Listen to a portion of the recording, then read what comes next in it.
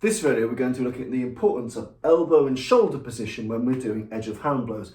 Edge of hand blows are essentially chops, or what some people call axe hands, using the bit between the base of the pinky knuckle and the base of the wrist, this hardened bit here. If you're a hammer fist aficionado, it's the same bloody tool, you've just closed your fist. You're still striking with the exact same service. So some of this stuff really does apply to you too. And we're going to look at some of the reasons why your edge of hand blow might not be landing as powerfully as you might like. And it's important that these shots land powerfully because you want to put people out of the game as quickly and as expediently as possible. You don't want to take risks. And you don't want to increase time. So things that you can get away with when you're boxing, probing and moving, you don't really have the ability to do, or it's unwise to do, because you're increasing the length of time of the engagement, and any increasing length of time implies risk. Anytime you're fighting, you're at risk. You want to spend as little time fighting and as little time in risk as humanly possible. So what do we want to do? We want to put this relatively hard and robust bit of our hand through something that hurts and damages a lot for him. So you're looking at throats, you're looking at the sides of the jaw, sides of the neck, kidneys, back of the head. There are lots of really great target areas for this, which I'll talk about in other videos. The main thing I wanted to focus on was the importance of elbow height and shoulder height, because these are some of the areas I feel that neuter people's power when they don't apply these principles. Everybody can cheat, everybody can do shortcuts. I'm a big, strong guy and I box a lot. So even if I do a slightly crap technique, I can put a lot of force behind it. So that is a cheat for me, but I can't rely on those cheats. There's always someone bigger, there's always someone stronger. So it's important to look at what can I do technically and fundamentally to increase the chances of success of that particular strike. And I think one thing that's really important to note is that the more I can elevate the elbow and shoulder when it comes to edge of hand blows, the more likely I am to engage the rest of my body appropriately. The more that I raise and the more that I elevate, the more I can apply torque and mass and gravity driving into that opponent. So let's just break some of this down. So we're going to look at a horizontal edge of hand blow. So an edge of hand blow which comes across. You could replace this with a sideways hammer fist, or what's known as a pivot blow if you're so inclined. But either way, if I fail to engage the height of the elbow, I'm not taking my mass with me. I'm putting arm strength in. Even if I use my hips correctly and my footwork correctly and I do all of that stuff, if the elbow and the shoulder remains low, it's still not taking all of that mass. I want to put all of my mass into that shot. A low elbow does not deliver that for me. If I raise the elbow first, so I raise the elbow and then fire, all of my body comes into that shot. And the thing you'll notice is it puts you on a train track. As soon as you raise that elbow and strike, you find your hips going centrally into that opponent. It also allows you to have that dropping sensation of when the mass comes up and down, the mass comes up and down. So I don't want my mass to just go in, I want it to drop into that opponent. And that's where that elevated elbow and shoulder really, really does matter. You don't want to be doing little crappy chops.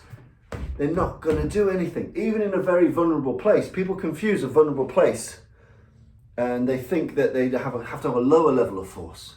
If you're attacking a vulnerable area, you want to smash fuck through it. You absolutely do not just want to tap it. If you're going to hit a vulnerable area, go all in. So raising that elbow and shoulder gives you the mass, the raise, the elevation to drop in. And it encourages the rest of your body to play ball. It encourages your hips to open up. Closed hips, open hips. My hips have opened up and I can drive in with the right level of mass and gravity drop and shoulder whirl, allowing me to smash into that. So next time you're practicing your edge of hand blows, be cognizant of, am I doing all the right body motions, but keeping my elbow low? You can get away with it if you've got a strength advantage. But if you really want to play with putting some scientific principles behind it, I always find raising the shoulder and elbow allows you to really drive home, put some real wallop behind that shot, get the right body mechanics without having to think about it.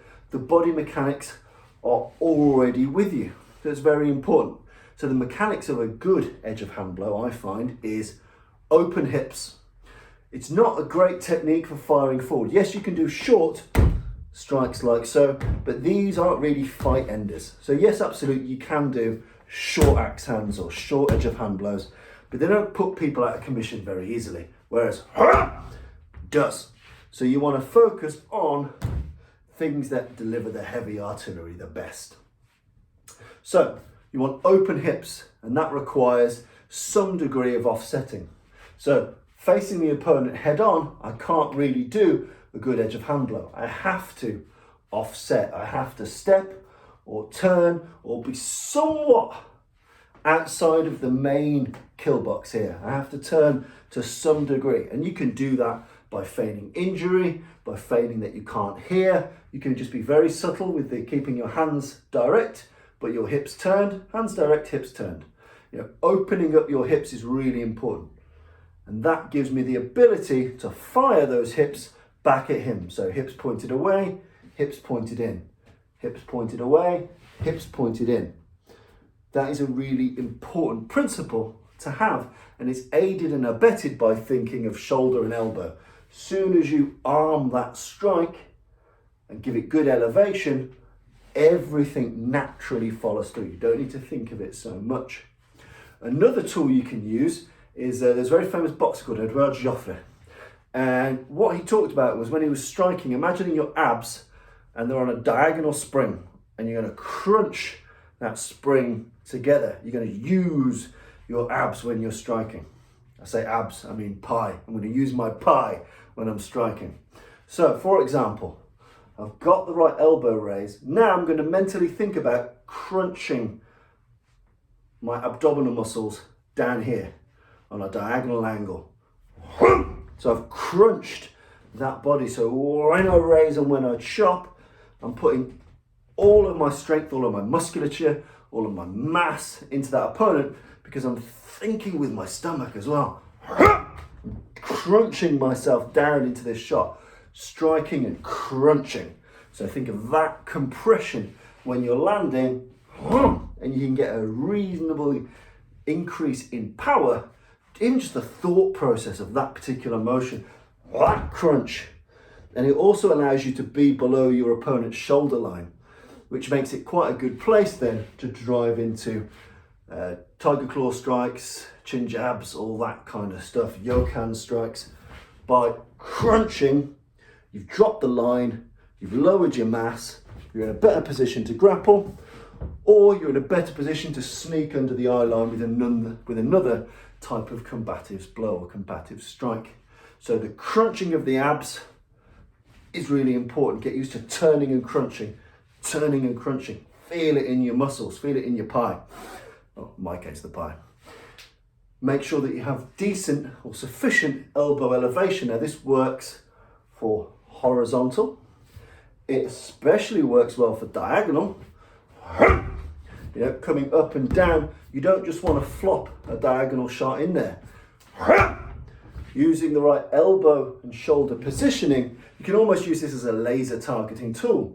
I'm on target, I point the laser at the target, and I follow through. Point the laser at the target, follow through. So horizontal, diagonal, even when it comes to vertical, and you can do this with two hands or you can do this with one hand. I can get a lot with a drop step and a shuffle. I can get a lot with that, but I'm a big guy. If I wasn't so big or the opponent was markedly larger, I might want the assistance of this elbow and the assistance of raising this elbow here and then striking. It allows me to engage my muscles.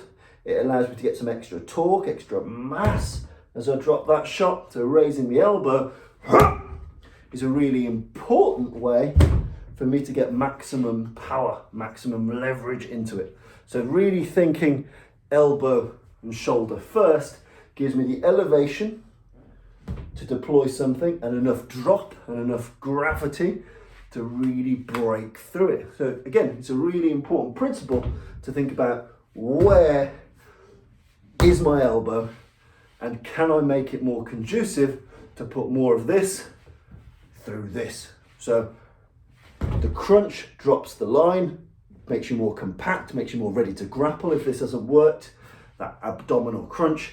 The elbow is a great passive cover. So by this, yes, it does add a bit of load time, but there are pros and cons to all things. So yes, is going to be faster than, but this might make him gargle, this might put him down properly and for good. So, you know, there are pros and cons to each approach, but I find power often wins. Power, accuracy, speed, all of these things need to come together, but if you've got speed and no power, you're going to have a hard time. Power can get you through a lot of things. Power can get you through a lot of jams. So maximum power is something well worth experimenting with, and that really is contingent on, yes, how you use your hips, how you use your feet, how you step into that opponent. These are all really important, but people tend to be quite good at that naturally. What people often fail to do is engage the height of their elbow and their shoulder. So some things to think about. There's obviously the drop stepping notion that I want to, as I step into the strike, I want to make sure the strike hits before my foot hits. This is common sense. I want all of my 18 stone hitting him before some of that 18 stone hits the floor. Nice and simple. Bobs are great for this exercise because you can feel the hit before your foot hits the ground. Hit, foot hits the ground. You know, you can be nice and sloppy with it. Just get used to the notion that something, one of my hand tools, will hit before my foot hits the ground. And that is essentially the simplest form of drop step and drive and some of the things that boxing can bring to combatives. It's something that people naturally do anyway. If you watch lots of the older World War II footage, even without it being explicitly spoken about, people are driving and dropping and stepping in an athletic measure anyway. So it's just something that you can build in, being able to drop step, being able to hit before your mass hits the ground so that all of it travels into the opponent. I'm going to bring a Japanese concept to the table here of muchimi. I say Japanese, an Okinawan principle to the table, and that is sticky hitting, muchimi. In that if we're blasting through someone, if we're so focused on the retraction of the tool, sometimes we cannot get the fullest penetration, the fullest power. If we focus so much on the return of the tool, we tend to neuter the shot before it's reached its terminal velocity.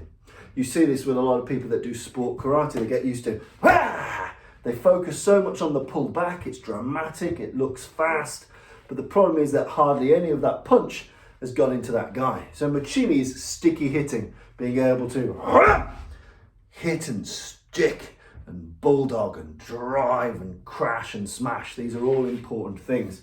So being able to apply muchimi, being able to hit and make sure all of that goes through before I might decide to do something else, that's really important. So muchimi, sticky hitting, it's a really great concept. And if you are applying muchimi, you would have already made the decision as to whether this is going to be fluid or broken rhythm.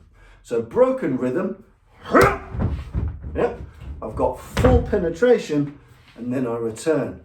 The rhythm is broken. Fluid rhythm, it's gone through the opponent. So broken, fluid,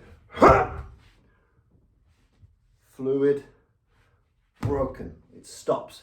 Now often this will be dictated by the proximity of the opponent, whether he steps in close, whether he puts something in a way, whether he parries, he jams, or if you really clunked him hard, that may stop the shot. So I might have been thinking fluid, but it may hit on a broken and stay there, and then I need to step through. But it's important to understand that, your horizontal, your diagonal, your vertical edge of hand blows can be broken or fluid, and you may wish to go broken, broken, fluid, broken, broken, fluid, or fluid, fluid, broken. You can mix that up, but it's important to have an understanding of the different advantages and disadvantages that they have.